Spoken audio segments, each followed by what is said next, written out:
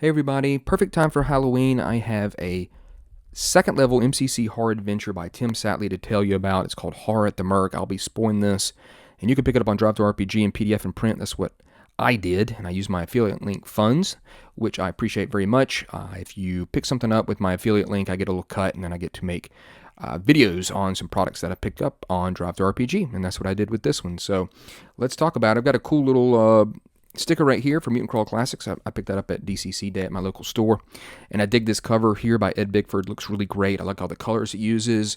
I like all these characters right here. They look really cool. I like the variety of them as well. We've got this big piece of machinery here. We've got a lot of energy coming up out of it.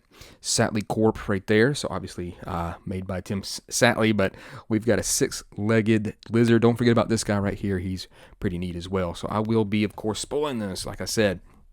There's a lot of cool stuff that's in this. It says it's got an original MCC concept art by Jim Wampler. He's who created MCC RPG. And this adventure location is capable of being dropped into any campaign setting. Definitely so. New insanity and horror mechanics, stress, multiple brand new artifacts, new monsters, AI personalities, brand new random tables, and a continuation of the Recharge Run series of MCC adventures, and a bunch of artists that were involved in making this. So let's go ahead and dive in and see what we got.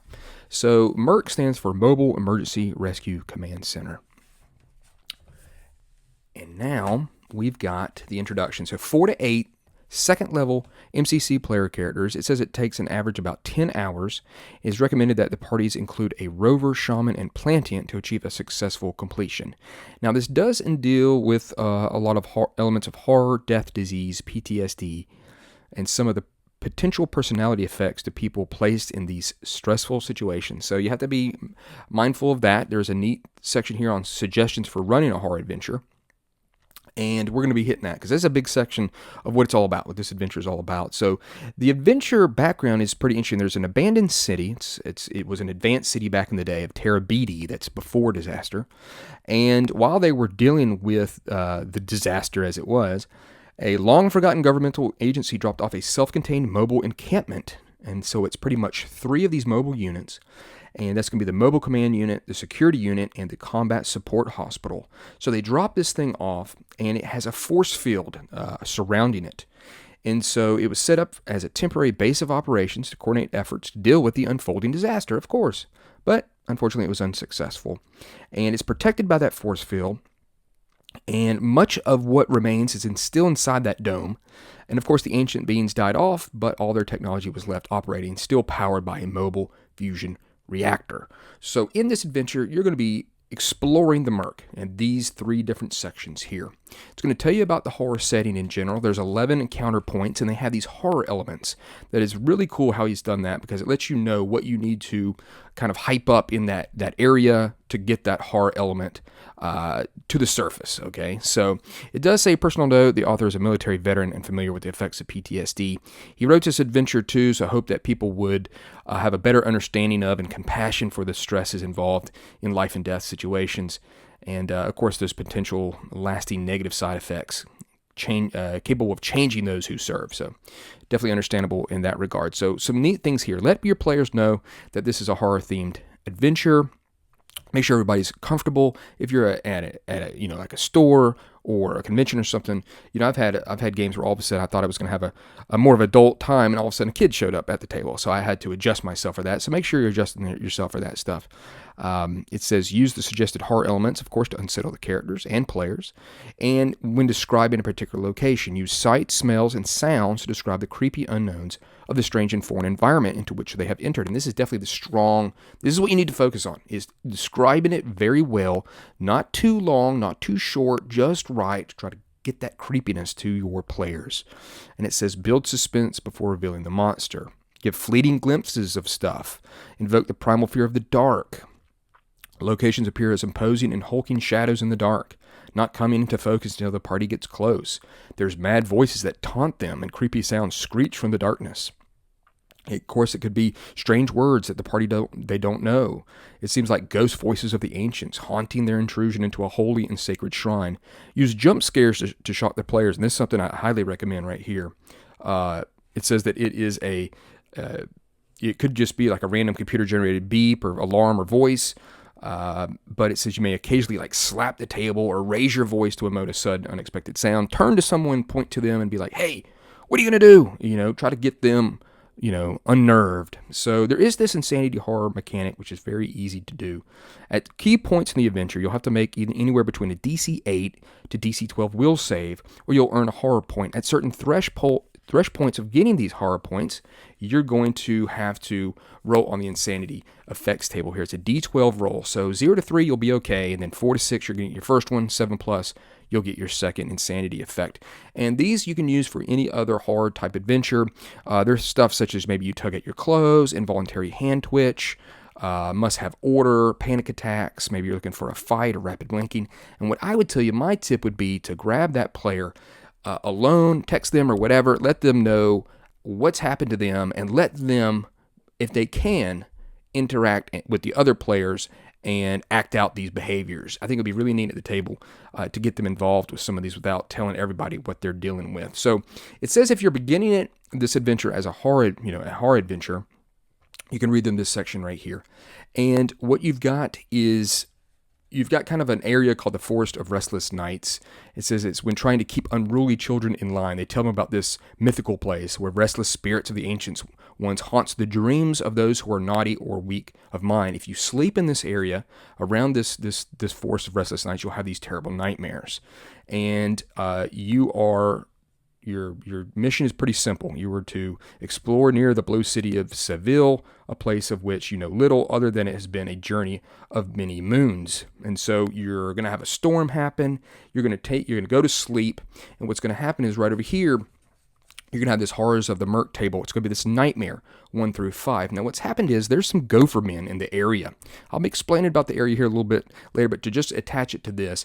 And what's happening is the thoughts of these gophermen and the horrible things that have happened to them are going to manifest into nightmares into the area around this place. And if you sleep in it, you're going to get some of those. It's going to get into your head, and you're going to have those nightmares. And the way this works is give everybody a nightmare. Unless there is a save you need to make. It's a DC 18 fort save. Good luck with that. To not have one of these, but I would definitely stress the ones that have certain areas attached to them, like it says area 4, 3, and 11. Get those attached to those player characters, and so these things are going to happen. And what's going to happen is you're going to go to these areas, and these things will kind of be invoked by that character. You're going to remember, that nightmare, and that's where you're going to have to roll your will save, and you might get horror points for it.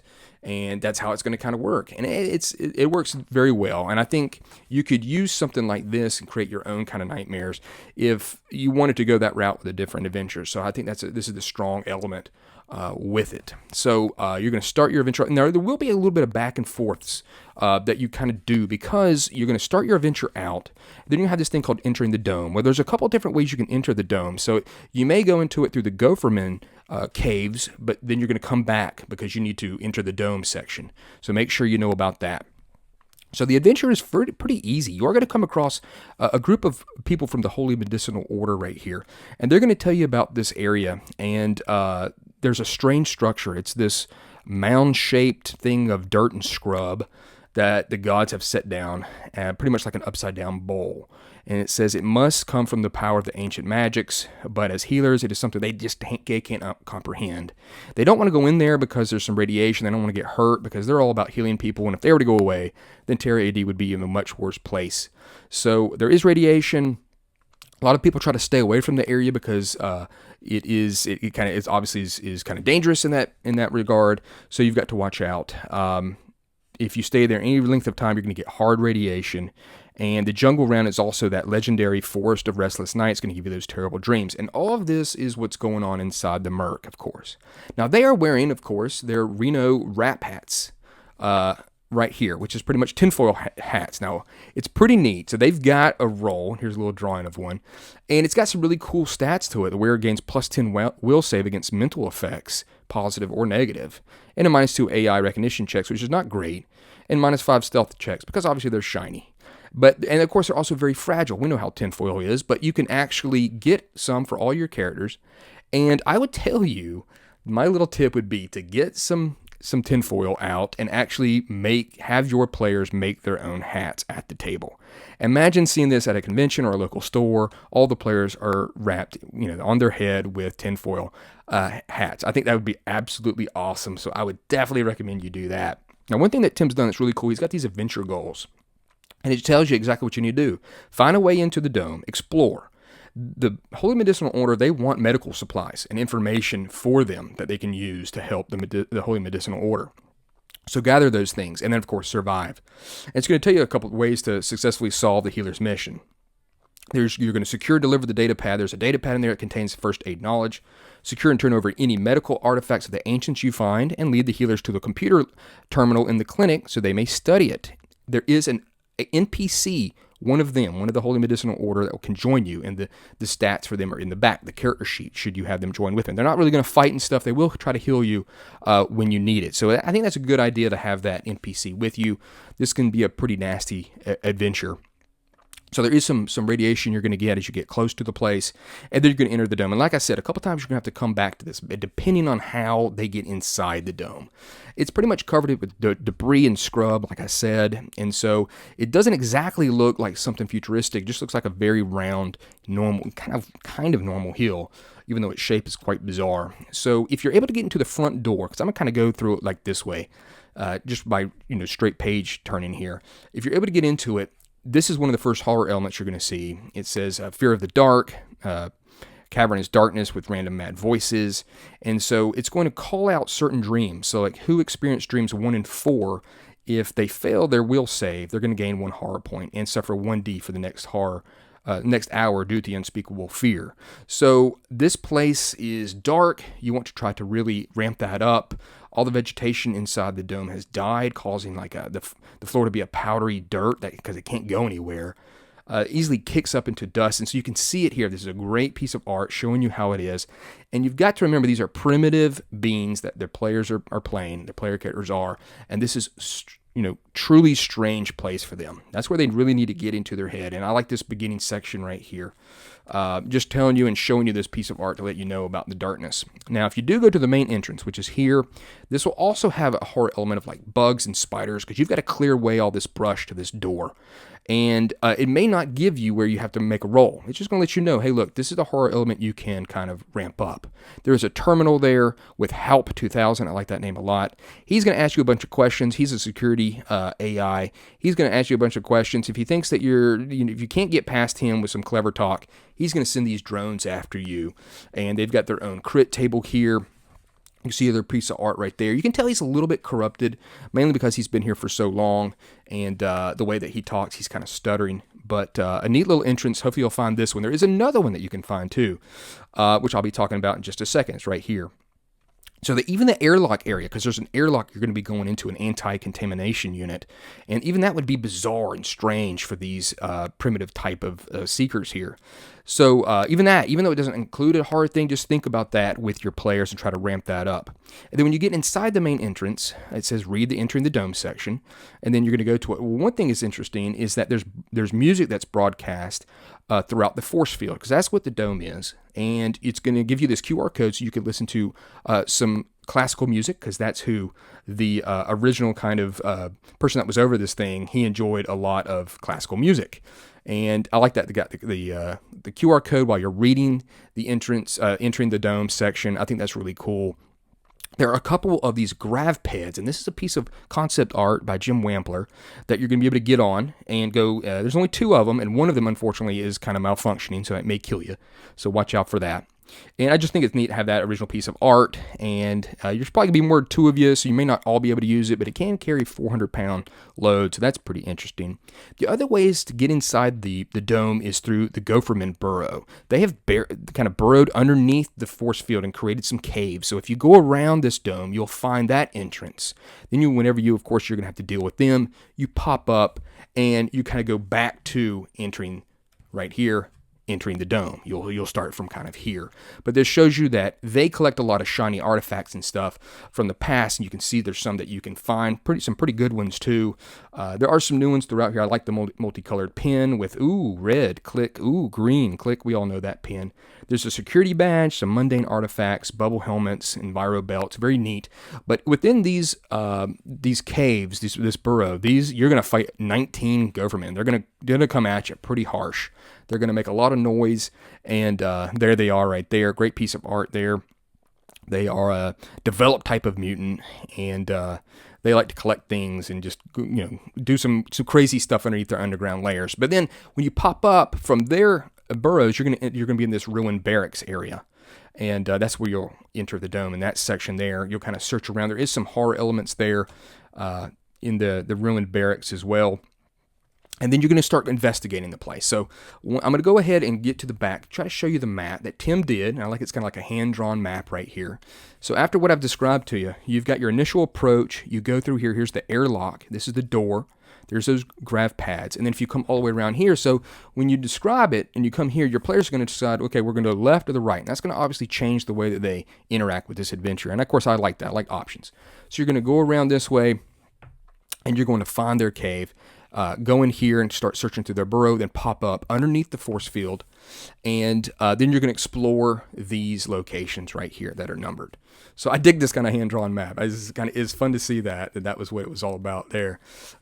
So let's continue on. There is some cool stuff to be had by those Gophermen, and some neat stuff here like this magic Ocho orb, which is pretty much a magic 8-ball that you can have, a personal alarm clock, a light globe. Very neat. And so there is in the middle of the dome, there is the force field projector, which I believe that's what this is right here on the cover. Now, I could be wrong, but I believe that's what it is. It's projecting it up into the sky, creating the dome, and there is an AI that's involved with it. It does tell you some more of the horror elements here, and you can do some AI recognition checks in order to do some different functions that the dome can do. Some really neat things too. Turn on the lights, adjust the temperature. There's an interior wash that pretty much lets the place rain inside it as it filters and condenses external moisture. I think that's really neat, just this whole thing that this dome can do. It can wash itself on the outside. That's going to take weeks because there's so much built up debris. It can do play some easy listening spa or classical music. And it can also kind of refresh the air in there. So I think that's really neat, of course. Now, one thing is bad is if you power down the force field, an alarm sounds and a 10-minute countdown starts. When shutdown occurs, all debris collapses in, crushing everything for 99 D100 damage, unavoidable, and immediate death. So you've got to think you've got all this debris on top of this force field. If it was to go away, it would just all drop on you and kill you.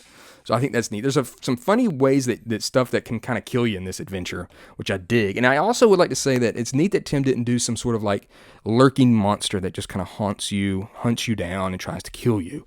This is more about the strange environment that you find yourself in, all this techno crud that's all over the place to create these horror elements, the Gophermen, of course, and connecting it with these nightmares.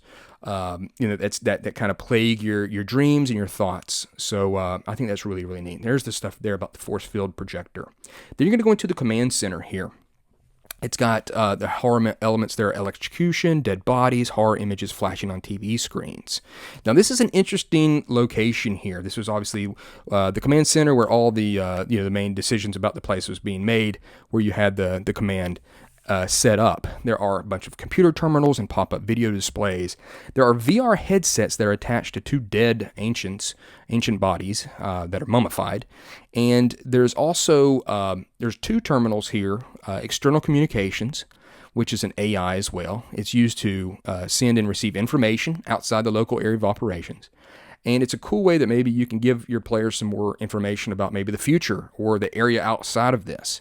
And it says, given at Terminal 1 or 2, this MERCC rumor table was pretty neat. You can give some rumors here about what's going on in the past, what it currently needs, and then, again, leading them on to maybe some future adventures. But it does let you know about Sergeant Sausage, which I absolutely love that name. He's requesting a replacement shipment of power cells for the armory. He made this request daily for quite some time. It's just cool. It's a cool way to kind of give some information through these terminals. But Terminal 2 has got a real nasty thing going on with it. It is got a bad virus, an AI virus called the Doom Scroller. It says its corruption is causing the broadcast of nightmares. So what it used to have this neural communication network. It's kind of like Wi-Fi, and it would broadcast information directly into the minds of area personnel, and that's what's creating these nightmares in the area, is this doom scroller, this AI virus. And it's going to affect your player characters, especially if they put on the VR headsets, because it's going to start showing. You can see the piece of art here. It's going to use this Sorrow Storm damage table. It's all mental damage that's going to be taken to you, and it's going to constantly just show you all these pictures and videos of terrible, horrible things. And obviously, the doom scroller and what it's showing you is very understandable in today's age. So I think it's a really neat thing. There is a way to stop it. You can pretty much just unplug it. That's how the only way that you can stop this doom scroller from sending out this signal. And there's some reactions that are going to happen because of you doing that. Once this place no longer has these nightmares, it's going to kind of change the area surrounding it. You do have this security unit here. Now this is going to be, it's going to have jump scares, grotesque ghost-like figure, multiple horror points are inside. And that's where you're going to run across Sergeant Sausage. Is a hard light hologram. He looks really weird, kind of ghost-like. He's got like a melted, like wax-like face. It's a good way to kind of scare your players. He does not comprehend sentient plants. Think of them nothing more than house plants, and that's really interesting right there. There could be a thing where he places you in a jail cell to have their clothing replaced by prison jumpsuits, so you can actually be detained in this area here. Now the prison uniforms are actually pretty neat. They get +5 armor class, but -10 to AI recognition. And a lot of robots will think that you're an escaped criminal, which you kind of are if you're wearing those clothing to them, and they're going to hunt you down. So it's kind of a neat little thing there that you've got. There's automated zip tie handcuffs as well, a neat little artifact right there. There is some neat power armor, which is very strong, that you can get. Everybody likes power armor. There's this weapon locker for you to kind of explore and find a bunch of weapons and stuff. A really good place, even though you have to deal with Sergeant Sausage. Again, I love the name. But there is a lot of great loot to be had in here. And then we've got our rescue hospital. And this is isolating, separating the party members, body mutilation, and multiple horror points are inside. You've got Maggie the Metabot.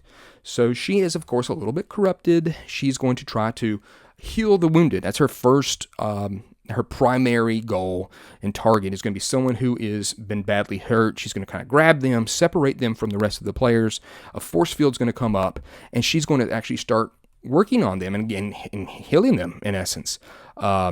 But mutants, she sees all their mutations, their outward physical mutations, as like red skin is sunburn, scales is eczema, and multiple limbs or extra limbs or something, or mutated limbs are going to be hacked off. She's going to take you to surgery and try to hack those off. Now, you will be separated from your other party members, but she's going to replace those things with possibly cybernetic implants. That's kind of cool. So it's kind of a weird science, medical, horror element right here that's involved in this section here, which I really dig.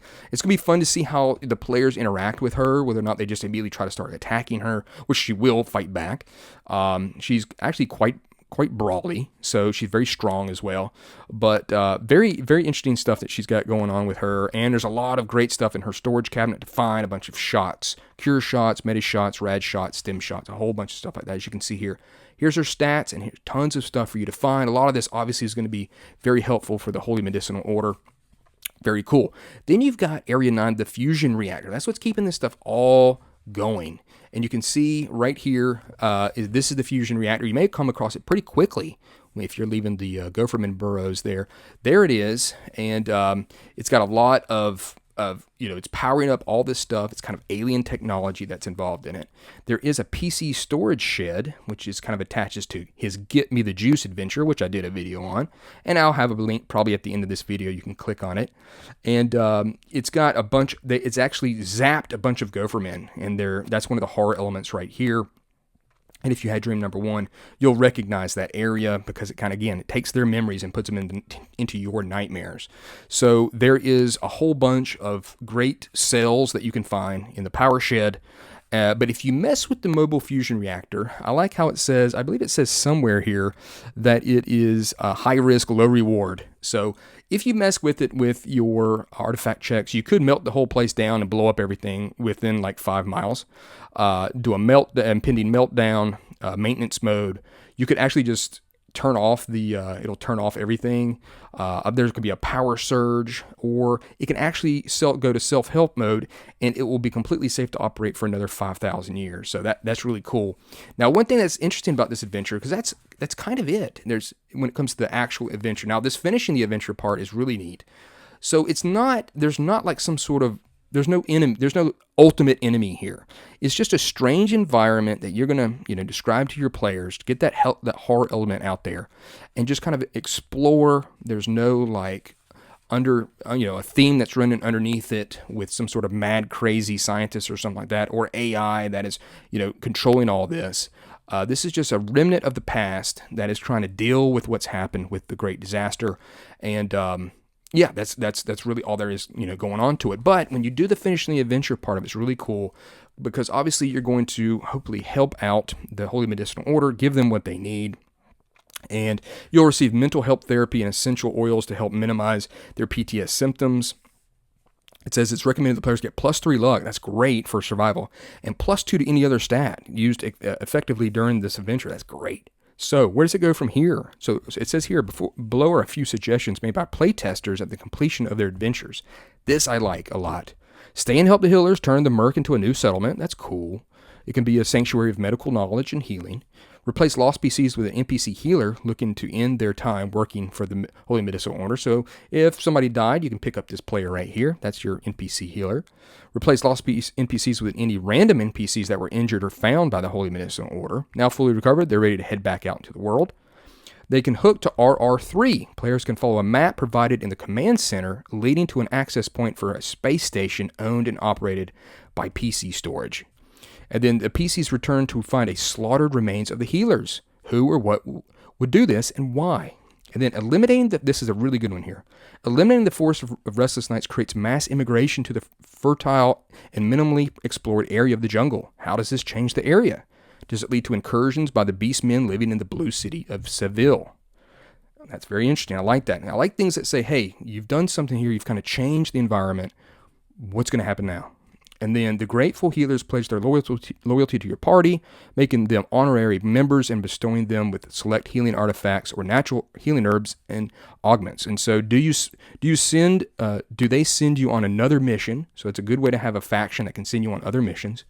And then this here, the explosion caused by the mobile fusion reaction rips a hole in the time-space continuum, teleporting the party to the purple planet or any dimension or area of choice. So if they monkey around with that fusion reactor, maybe they're not dead, you can go send them someplace else. And I think that's a really neat way to kind of continue on with your adventures. Again, here's that map, and I really dig it. I think it works quite well with it being hand-drawn and stuff. And so it's got all the new artifacts of the ancients listed out here at the back. Some really cool ones too. Prisoner uniform. There's also, I remember there's something you can get in that's clothing, and it's got a terrible like virus, like a mold in there that would pretty much, it's going to be very difficult for you to survive. It's going to pretty much kill you whenever you put it on. That's a bad wake-up call right there to have that. Then you got your tattoo gun. That's pretty neat. You can find that. It can do a couple different tattoos. And of course, I like number 5, the Tasmanian Devil. The new monsters are going to be that Doom Scroller, that AI malware, and of course the drone swarm. So there it is. There is horror at the MERCC. I really dig it. I think it's cool. Again, I had thought that there was going to be kind of that trope of that monster hunting you down, and I like the fact that it's all about the kind of the environment and the strangeness and the technology. This is not a lot of monsters springing out at you. There is some slimes and stuff like that, like I said, in that one suit, and of course the gopher men that are going to try to, they're going to attack you if you go towards them.